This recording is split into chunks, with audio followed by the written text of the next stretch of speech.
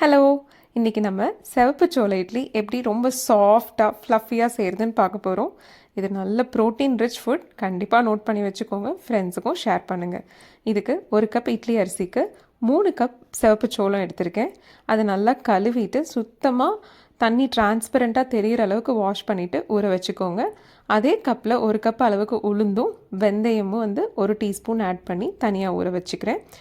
First இந்த உளுந்தையும் வெந்தயத்தையும் நான் கிரைண்டரில் ஆட்டிக்கிறேன். ஒரு 4 to 5 hours ஊறினதுக்கப்புறம் இந்த சோளத்தையும் அரிசியும் மிக்சியில் லைட்டாக நான் கிரைண்ட் பண்ணிவிட்டு கிரைண்டரில் உளுந்து அரைஞ்சதோடு அப்படியே ஆட் பண்ணி மிக்ஸ் பண்ணிக்கிறேன்.